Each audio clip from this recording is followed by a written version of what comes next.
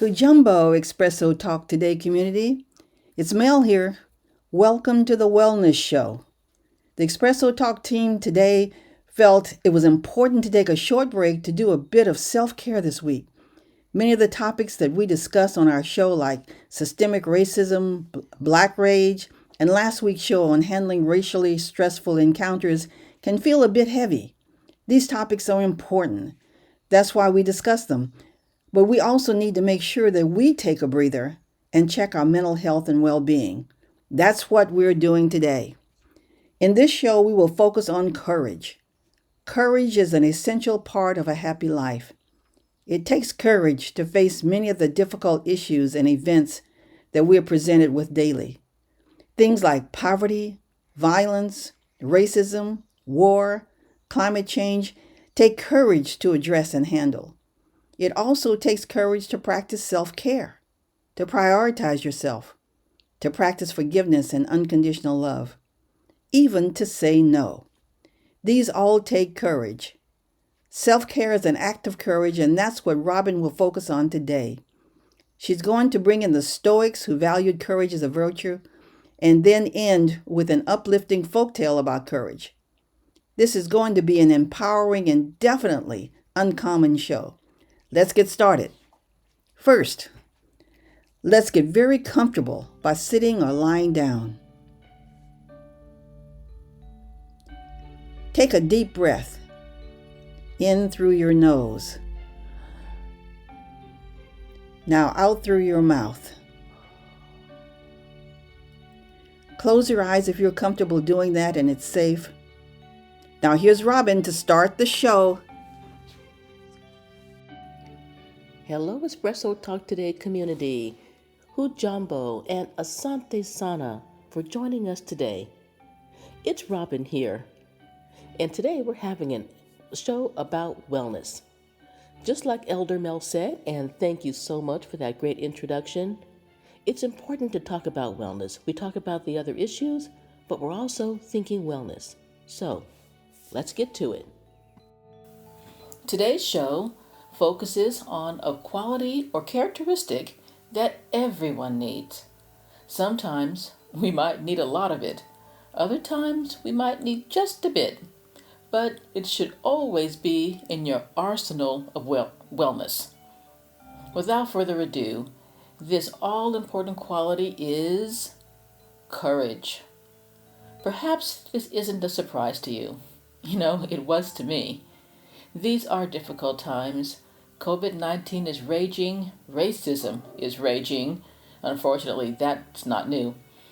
This is a presidential election year in the United States, and no matter who wins, this election will be a game changer in ways that many have never experienced, or that many can predict. Democracy is under threat around the world. Economies are shaken, some are even collapsing. Our planet and all the life on it are under threat. Poverty and hunger are on the rise. How do we address these problems? While there is a lot going on outside, externally, there is more going on inside, and by that I mean internally. Stress, anxiety, depression, fear, unhealthy habits like poor nutrition, excessive alcohol and drug consumption, poor sleep, loneliness. How do we address these problems? These all need to be addressed in different ways, but one thing that we need to start solving these problems is courage. Without courage, we can't face these difficult problems. Without courage, we can't do the hard work to solve the problems. Without courage, we won't even get started. On that note, I think we should get started with this discussion. I love the Stoics, and the ancient Stoics believed that a life well lived was one which always countered adversity with virtue. Adversity against virtue. And they believed in 4 aspects of virtue: courage, moderation, justice, and wisdom. Each and every situation in life calls for one or more of these 4 Stoic virtues, and nothing in life exempts us from the power of these virtues. Of these four virtues, remember courage, moderation, justice, and fairness, which do you think the Stoics believed was most important? You guessed it, courage. In one Stoic um, literature, I saw something that said, "The world wants to know if you have courage." But I think the more important question is, do you think you have courage? Do you feel courageous? Let's just think about that question for a minute. Do you have courage? Bear with me for a minute because I'm going to stay with the Stoics for just a bit longer. Regular Espresso Talk Today listeners know that I'm a huge fan of the Stoics and of Stoicism. Stoicism is a school of philosophy that hails from ancient Greece and Rome from the 3rd century BC. It's a philosophy of life that maximizes positive emotions, reduces negative emotions, and focuses on the four virtues that I just mentioned earlier: wisdom, courage, justice, and moderation. Simply put, Stoicism was designed to help people live their best lives. And Stoicism seems to be having a kind of renaissance right now. Have you noticed that too? I've heard a lot of people talking about Stoicism, particularly entrepreneurs, athletes, and even some politicians. But this isn't a show about Stoicism, I promise. I'll have one on that later. I also promise that. This is a discussion about courage. So let's get to it. In his discourses written in 108 AD, just think of that, 108 AD, Epictetus, a very famous Stoic, wrote, "Don't you know, life is like a military campaign? One must serve on watch, another in reconnaissance, another on the front line. So it is for us. Each person's life is a kind of battle, and a long and varied one too. You must keep watch like a soldier and do everything commanded. You have been stationed in a key post, not some lowly place, and not for some short time, but for life." He went on to say, "What is necessary to help a person to thrive? 2 words that should be committed to memory and obeyed," he said. "Persist and resist."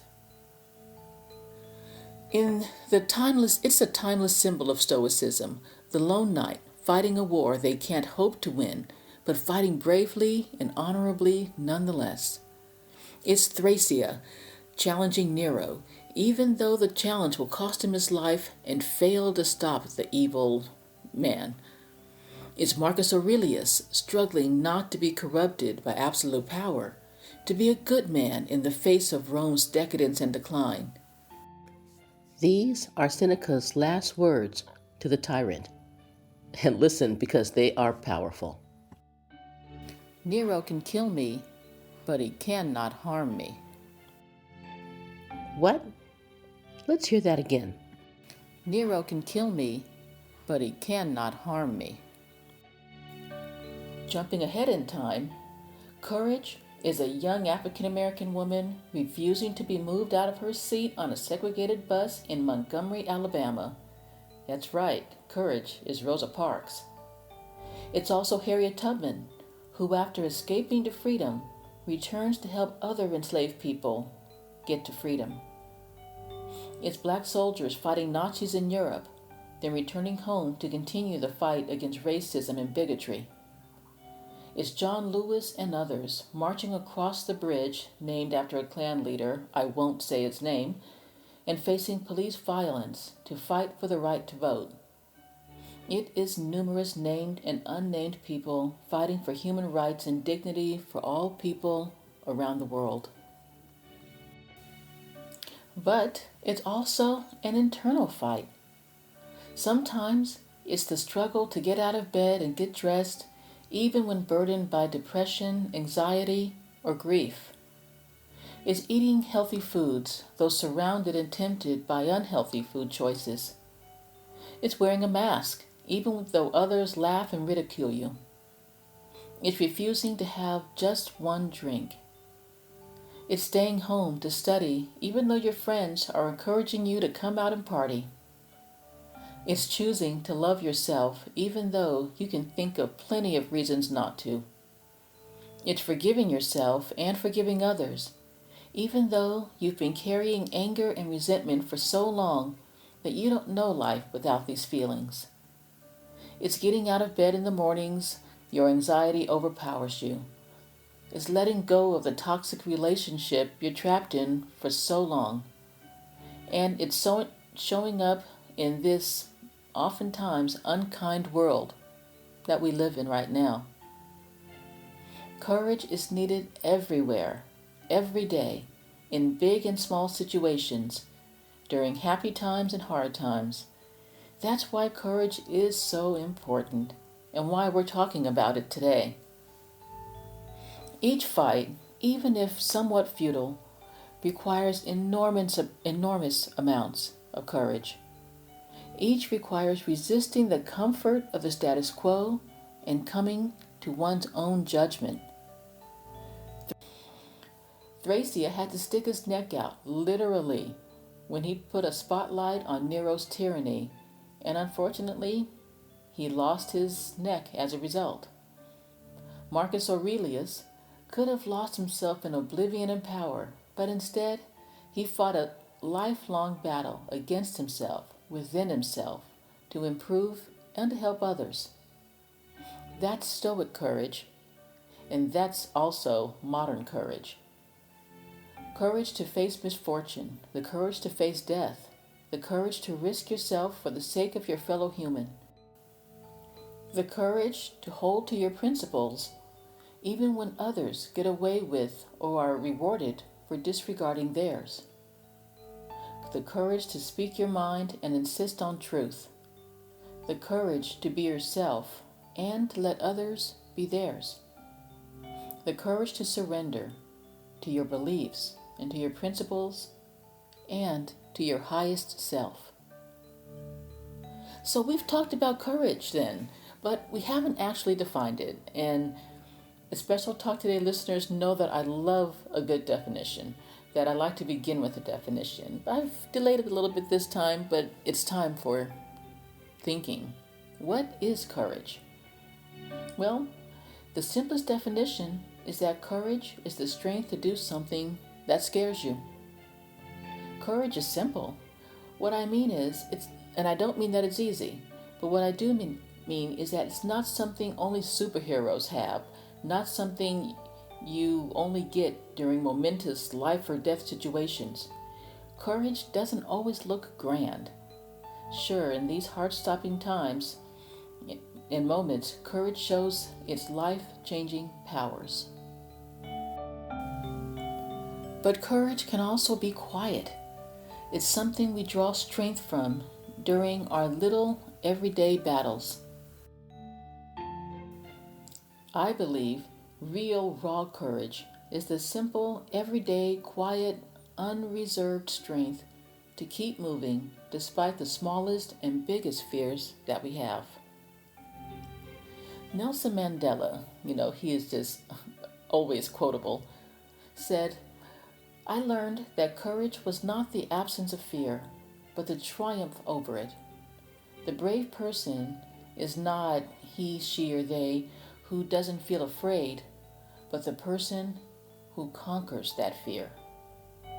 I think he's right about that because everyone feels afraid sometimes.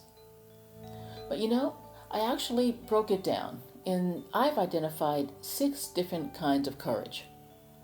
The first is, please stick around, I'll read one after the other, but just give it a minute. You'll definitely find this is worth it. First is physical courage.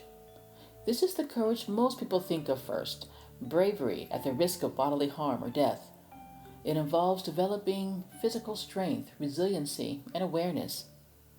This could be huge things or they could be small, like entering a dark room or sleeping in the dark, training for a marathon, resisting the temptation to eat junk food and reaching for healthy food instead. It could be meditating or exercising regularly. It could be getting regular medical and dental exams. That's a big one for many of us. Or it could be enjoying the outdoors no matter what the weather and exploring the world. That's physical courage. A second kind of courage is social courage.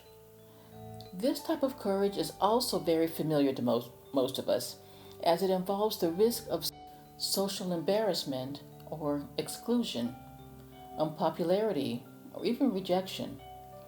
But it also involves leadership. Social courage is standing up tall, being able to greet the world with your head held high, feeling comfortable in your own skin. Social courage means not conforming to the expectations of others, being willing to show yourself, your true self, even if it means risking social disapproval or even punishment. It means being able to express opinions and preferences without checking to see if they're in line with everyone else's opinions or preferences. Social courage is also the ability to apologize. That's social courage. Third, intellectual courage. This speaks to our willingness to engage in challenging ideas, to question our thinking, and to risk making mistakes. It means discerning and telling the truth. Wow, that's a big one, huh? Intellectual courage means being willing to grapple with difficult or confusing concepts and ask questions, being willing to struggle to gain understanding and to risk making mistakes. Many people don't want to do that. That does take courage, but that's where real learning happens. Sometimes what we learn challenges previously accepted ideas, or it contradicts to the teachings of our family or our cultural group. Intellectual courage will be required more and more in the future as complex structural problems of the environment and the economy and society challenge conventional problem solving. Intellectual courage, we need that now, and we're definitely going to need it moving forward. The fourth kind of courage is moral courage. This involves doing the right thing, particularly when it involves risk of shame, opposition, or the disapproval of others, even our friends. Here we enter into ethics and integrity. The resolution to match word and action with values and ideals. Moral courage does mean doing the right thing, even at the risk of inconvenience, ridicule, punishment, the loss of job or security, or social status. Moral courage requires that we rise above the apathy, complacency, hatred, cynicism, and fear-mongering in our political systems, our socio-economic divisions, and our cultural and religious differences. Okay, we have two more kinds of courage, and they're both a challenge. I'm not going to lie to you. The fifth one is emotional courage. This type of courage opens us up to feeling the full spectrum of emotions, the positive, the negative, and everything in between. And we know that all emotions are not easy. It's strongly correlated with happiness. Emotional courage also means loving yourself, being proud of yourself, and believing that you are worthy of love and happiness. Essentially, it's related to self-acceptance, coupled with a willingness to move outside of your comfort zone, to explore new ways of being that may not be familiar. It's also related to the question for self-realization and fulfillment. Emotional courage requires digging around and uprooting the tangible and mostly intangible sources of fear that result in anxiety, worry, sorrow, and depression. Happiness is the buzzword most associated with emotional courage. Having the courage to be unconditionally happy. Okay, our final kind of courage, number 6, spiritual courage. This fortifies us when we grapple with questions about faith, purpose, and meaning, either in a religious or a non-religious framework. Of course, many people find the foundations of this courage in an organized religion, but there are also other ways to develop spiritual courage. Spiritual courage means being available to the deepest questions about why we're here, What is my life for? Do I have a purpose? These are profound existential questions and can be quite frightening, thus causing many people to really yearn for definite answers to these questions, and so they become attracted to ideologies that offer resolution to our uncertainty. Spiritual courage, though, means accepting that you're unlikely to find the answers, but you should ask the questions anyway. We all must call on our spiritual courage when we consider our own mortality. Spiritual courage means opening up ourselves to our own vulnerability and the mysteries of life. So those are the kinds of courage. I dug a little deeper and separated them, not because we're going to sit around and ask ourselves, okay, am I showing emotional courage now? Or is this what physical courage looks like? Rather, it's because real courage is soft, subtle, and nuanced. And like the age-old quote implies, you might not be able to define courage, but you know it when you see or feel it. And you know what it's not. Courage helps you to fight the good fight. And remember that it sometimes is an external endeavor, like standing up to a bully. And yes, there are adult bullies. Bullies just, as kids, just grow up to be adult bullies. Marching or protesting against injustice, speaking in public, trying a new sport or food, traveling to a new place, learning a new language, living in a new country, or wearing a mask during this pandemic. Courage is also internal. It takes courage to love yourself, to enjoy your life, to treat yourself with kindness, to be compassionate to yourself, to be positive, to feel joy and peace, and even to forgive yourself and others. Courage takes so many different forms. All of them push you, though, to connect with your higher self and to know a higher love. I usually like to conclude these shows with a meditation, a visualization, or affirmation, but this time's different. I have a story, and ETT listeners know that I love stories, especially folk tales. They help me to learn a lesson or to experience another culture and to make me dig deeper into my core beliefs. And this story is no different. It meets all the requirements. I hope you enjoy it. I'll see you after the story to wrap it all up. Big surprise! Elder Mel is returning to the show to read you the story. Thanks, Elder Mel. Let's welcome her back. About the lion's whiskers. This is a traditional folk tale from Ethiopia which illustrates the process of learning to be courageous. A long time ago, a woman in a certain village adopted a boy whose parents had died of a disease. She had no children herself, and she wanted this boy to love her. He was not ready to love her, however, as his heart was still grieving for the parents he had lost. This woman loved him very much already, but she was sad that he would hardly look at her when she gave him his food.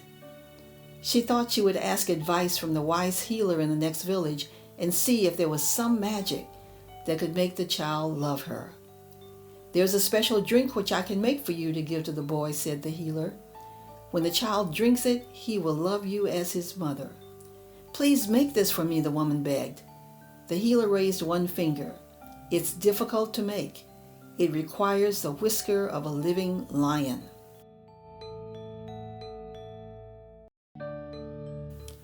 The woman felt a heart pound in her chest. What a fearful task! "I will get this whisker," she vowed. The next afternoon she took some meat to a pond where lions' tracks had been seen. She put the meat by the water and hid behind a tree to wait. Sure enough, at dusk a lion came. She knew by the way he sniffed the air that he knew she was there, but he was satisfied with the meat and did not bother her. The next evening she did the same thing. The lion sniffed the air, but did not approach her, for he was satisfied with her offering. The next evening she did the same thing, but did not hide behind the tree. She crouched on the path where he could see her. She was very frightened when the lion looked at her, but she did not run away. Every day she did this, and every day she waited a little bit closer to where the lion ate. At last, after 2 months of this, she was placing the meat in front of the lion and waiting just a few feet away. The lion would eat the meat quickly, his great teeth gleaming in the sunset light, but the woman thought of the boy, and she did not run away. After 3 months, there came a night when the woman placed the meat on the ground and did not move. The lion approached the meat and sniffed her before eating. As he lowered his head to the meat, the woman reached out and plucked one whisker from his cheek. The next morning, the woman hurried to the neighboring village to give the wise healer the lion's whisker. The healer looked with astonishment at the whisker and then smiled. "You now have everything you need to win the boy's love." "The drink. You'll make the drink?" the woman asked. But the healer put a gentle hand on the woman's arm. "You do not need any magic drink. You have learned how to win the boy's love with patience and with courage and with a small step every day and with not running away." And when the woman went home, she found that she could think of the boy as a lion and approach him with the same patience and the same respect. And eventually this boy loved her as his own mother. This is the end of the story. Thank you, Elder Melanese, for reading that story. It was short, but it was powerful, right? Courage is not easy, but yes, it is simple. It asks a lot of you every day. It's not a single act, it is a habit. That's right, it's a habit. On that note, I hope that you'll continue with your habit of wellness and self-care. Every day, day after day, I hope that this show is one part of your wellness habit. I'm going to end with the wise words of Maya Angelou. Have enough courage to trust love one more time, and always one more time. And now these are my words. It's all about love. And remember, Soul, strength, and reparations. Thanks for coming through, community. Bye for now.